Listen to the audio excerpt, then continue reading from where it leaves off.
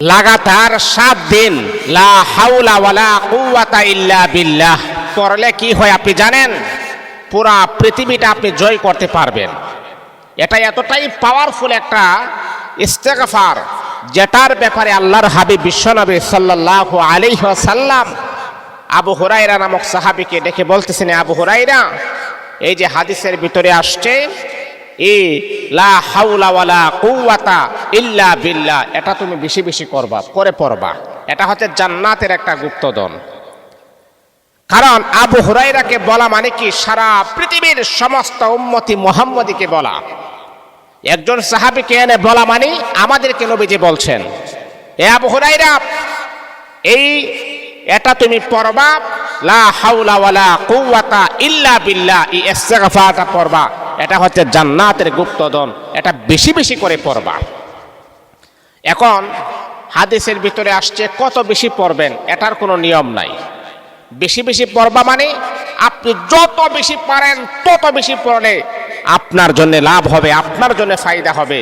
আর হাদিসের ভিতরে আসছে এই ইস্তেগফারটা পড়ার পরে আল্লাহর কাছে যেই দোয়াই করবেন সেই দোয়াটাই আরশের মালিক আমার আল্লাহ কবুল করে নেবেন, মনের আশা আমার আল্লাহ কবুল করে নেবেন। সম্মানিত হাজিরিন, এখন যেহেতু রমজান চলতেছে, অনেক পুরুষ আছে, অনেক মহিলারা আছে, আলহামদুলিল্লাহ, তারা আমল করার জন্য অনেক দাবিত হয়, তারা আমল করার জন্য অনেক পাগল পারা হয়। আমার ওই সমস্ত মা বোনদেরকে আমি বলবো, ওই সমস্ত বাবাদেরকে আমি বলবো, এই যে গুরুত্বপূর্ণ যে আমলটা মাত্র বেশি নয়, 7 দিন যদি আপনি এইভাবে যদি আপনি পড়তে পারেন, আমার মনে হয় পুরা পৃথিবীটা আপনার জন্য সহজ হয়ে যাবে। মানুষ আপনার জন্য পাগল হবে, আপনি যেই দোয়া করবেন সেই দোয়াটাই কবুল হবে। এই জন্য আমলটা আপনি বেশি বেশি পড়বেন।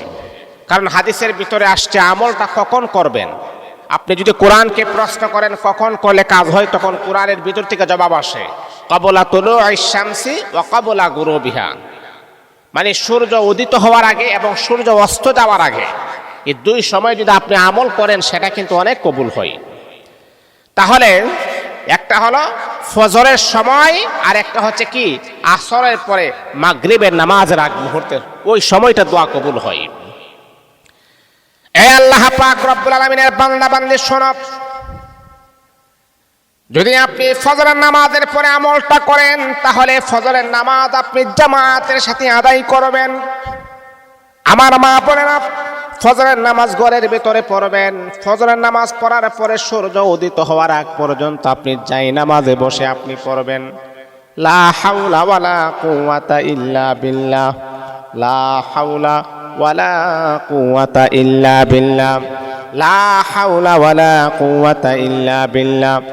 এমন করে করে করে করে আপনি যতবার মন চাই ততবার আপনি পড়বেন। কারণ আমার নবী আবু হুরায়রাকে বলে দিয়েছেন, আবু হুরায়রা, যত বেশি পড়বা তত বেশি তোমার জন্য কল্যাণকর হবে। আবু হুরায়রাকে এমন কথা বলেন নাই এতবার পড়বা এতবার পড়বা না।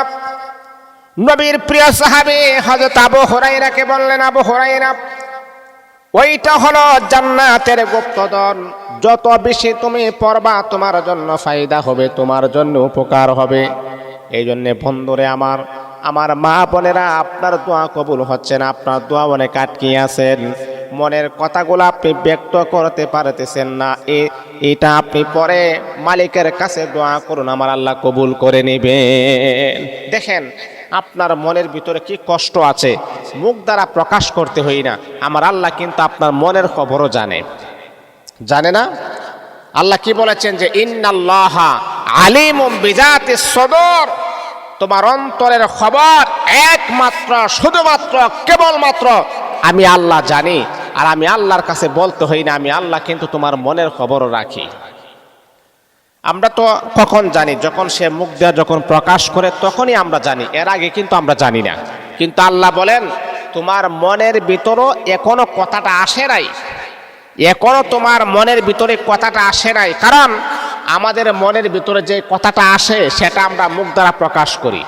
আল্লাহ বলেন তোমার মনের ভিতরে এখনো কথাটা আসে নাই, কিন্তু কথাটা আসার আগেই আমি আল্লাহ জানি যে বান্দা তোর কি প্রয়োজন, তোর কি হাজত, আমি আল্লাহর কাছে একান্তভাবে ব্যক্ত কর, আমি আল্লাহ কবুল করে নিব।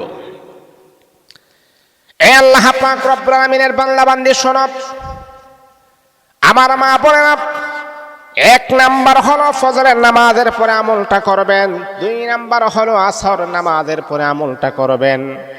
কমাস কম আপনি আল্লাহর জন্য 1 ঘন্টা সময় আপনি দিবেন, 1 ঘন্টা সময় আপনি দিবেন। আসর থেকে নিয়ে মাগরিব পর্যন্ত আমলটা করবেন। এমন করে করে যদি 7 দিন লাগাতার করতে পারেন, বন্ধুরে আমার, আমি কথা দিচ্ছি আল্লাহ পাক রব্বুল আলামিনের হাবিব সাক্ষী, 7 দিনের ভিতরে একটা পরিবর্তন আপনার মাঝে চলে আসবে। আপনি যখন প্রথম দিন যখন আপনি আমল করবেন, তখনই আপনি বুঝতে পারবেন। আরে ভাই, আমল করলে মনের একটা তৃপ্তি পাওয়া যায়, মনের ভিতরে একটা শান্তি পাওয়া যায়। আমল করলে মনের ভিতরে টেনশন, ডিপ্রেশন, হয়রানি, পেরেশানি আমার আল্লাহ দূর করে দেন, মনটাকে আমার আল্লাহ উৎফুল্ল করে দেন।